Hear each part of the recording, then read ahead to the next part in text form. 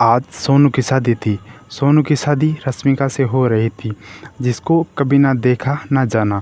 सिर्फ आशीष के अच्छे बिजनेस पार्टनर होने के कारण उसके लिए सोनू ने शादी के लिए हाँ कर दी थी। कुछ लोग इस शादी से खुश थे तो कुछ नाराज़, पर सोनू की खुशी के लिए सब ने इसे शहर स्वीकार कर लिया था। दिल्ली से करीब 50 किलोमीटर दूर यह लोग हरियाणा में बारात लेकर आए थे। बारात होटल में रुकी हुई थी और अब मैरिज हॉल के लिए बारात निकल चुकी थी। प्रवीण खुशी खुशी सबसे आगे बढ़कर इस शादी में भाग ले रहा था। निशा भी पूरे मन के साथ इस शादी के लिए तैयार होने लगी। लगभग सभी लोग सोनू के साथ ही मैरिज हॉल के लिए निकल गए थे, लेकिन निशा का कोई पता नहीं था। सारी गाड़ियां जा चुकी थी, पर प्रवीण अभी भी अपनी गाड़ी में निशा का इंतज़ार कर रहा था। जब काफ़ी देर तक निशा होटल से बाहर नहीं निकली तो प्रवीण वापस अपने कमरे में गया, जहां निशा तैयार होकर चुपचाप आईने के सामने खड़ी थी। क्या बात है बीवी, आप तो हमेशा की तरह आज भी बहुत खूबसूरत लग रही हैं। अच्छा किया जो आप बारात के साथ नहीं निकली, वरना लोग आपको दूल्हे की चाची नहीं भाभी समझने लगते और हमें हमारे स्पेशल रोमांस के लिए बिल्कुल टाइम नहीं मिलता। वैसे भी शादी के भाग दौड़ में बीच आसपास प्यार करने का हमें मौका नहीं मिल पाया। प्रवीण ने पीछे से निशा को पकड़ते हुए कहा। निशा चौकी तैयार होकर आईने के सामने खड़ी अपनी ही सोच में गुम थी। प्रवीण की इस हरकत से सिहर गई। क्या बात है, कुछ बोल क्यों नहीं रही? प्रवीण ने निशा के कंधे पर अपना चेहरा टिकाते हुए पूछा। आईने में दोनों एक दूसरे को साफ साफ देख रहे थे। प्रवीण, मुझे कुछ अच्छा नहीं लग रहा। तुम यह शादी रोक दो प्लीज। ना चाहते हुए भी निशा बोल गई। जब मैं इस शादी के खिलाफ था तो तुमने ही मुझे समझाया था कि ज़बरदस्ती में बांधे गए रिश्ते कभी नहीं देते।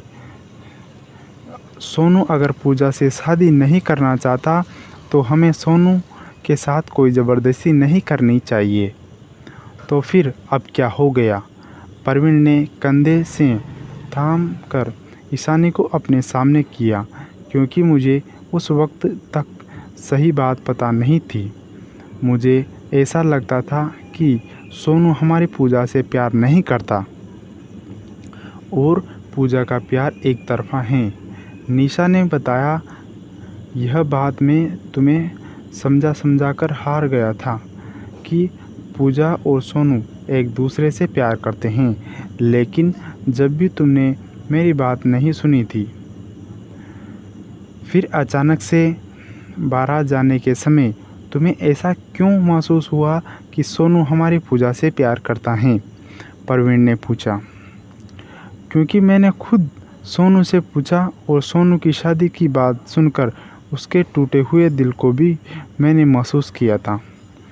तब मैं खुद सोनू से बात करने गई थी।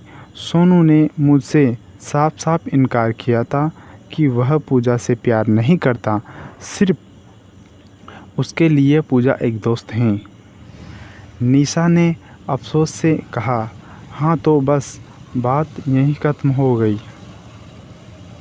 जब पूजा उसके लिए दोस्त हैं तो दोस्त ही रहने दो, क्योंकि ज़बरदस्ती में बांधे रही हो। सोनू इस रिश्ते से खुश हैं तो भगवान से प्रार्थना करेंगे कि उसकी खुशी पूरी ज़िंदगी बनी रहे। और रही बात पूजा की, तो बहुत मुश्किल से पूजा ने खुद को संभाला है। अब तुम इस तरह से उनके ज़ख्मों पर मत कुरेदो। प्रवीण ने जैसे बात ही खत्म की। वह अपनी बेटी के दर्द को महसूस कर रहा था, लेकिन सोनू भी उसके लिए उसके बेटे से बढ़कर था। वह दोनों में से किसी एक के साथ ज़बरदस्ती नहीं करना चाहता था, इसलिए सोनू की खुशी में वह खुश था। तुम जल्दी करो, सारी गाड़ियाँ मेरी हॉल के लिए निकल चुकी हैं। यहाँ तक कि पूजा भी सोना और सोनाली के साथ निकल गई हैं। बस तुम ही रह गई। परवीन ने निशा का हाथ पकड़कर कहा, मेरी बात समझने की कोशिश करो परवीन, किसी भी तरह से ये शादी रोक दो। इस शादी से ना कोई केवल पूजा की बल्कि मेरे सोनू की भी ज़िंदगी बर्बाद हो जाएगी। निशा लगभग रोते हुए रिएक्ट भरे अंदाज में परवीन से कहा, मैं क्या समझने की कोशिश करूं निशा? जब मैं तुम्हें समझाना चाहता था तो तुम समझने की तैयार नहीं हो रही थी, और अचानक से जब आज शादी है तो तुम्हें यह याद हो रहा है सोनू और पूजा की ज़िंदगी बर्बाद हो जाएगी। अब कुछ नहीं हो सकता। अब तक तो वरमाला की रस्म भी शुरू हो गई चुकी होगी। जल्दी करो, यहाँ से 15 मिनट का रास्ता है मेरी हॉल। आदित्य और अंजलि के कई फ़ोन मेरे पास आ चुके हैं। नव्या भी तुमको पूछ पूछ कर परेशान है और तुम यहाँ पर अलग ही राग छेड़ कर बैठी हो। परवीन परेशान था। काश कि मैंने तुम्हारी बात सुन ली होती तो शायद यह सब नहीं होता। मुझे अब इतनी हिम्मत नहीं कि मैं अपनी आंखों के सामने अपने बेटे को एक ज़बरदस्ती के बंधन में बंधते हुए देखूं। मैं मेरी जोहल नहीं जाऊंगी, तुम जाओ, निशा ने साफ कहा। क्या? परवीन हैरान रह गया, जबकि निशा अफसोस में अपने सिर पकड़कर बैठ गई। क्या बात है निशा, साफ साफ बताओ। परवीन ने निशा के कंधे पर हाथ रखते हुए पूछा। आज बारात के निकलने से पहले जब मैं सोनू के गले में हार पहनाने गई थी तब मैंने खुद सोनू और आशीष भाई की बातें सुनी हैं। हमारे साथ जो कुछ भी हुआ उसका जिम्मेवार आशीष भाई खुद को मानता है। वह यह नहीं समझता कि उन्होंने कुछ नहीं किया। सब कुछ किया धरा अनन्या भाभी का था और सोनू आशीष भाई और अनन्या भाभी का बेटा होने के कारण खुद को भी इन सब चीज़ों का जिम्मेवार समझता है। उसे ऐसा लगता है कि वह हमारी पूजा को खुश नहीं रख सकेगा, पर वह यह नहीं जानता कि हमारी पूजा की खुशी उसी के साथ है। अपने पूरे परिवार को इसी ग्लानि से निकालने के लिए सोनू ने एक अनदेखी अनजानी लड़की से शादी करने के लिए हामी भरी हैं।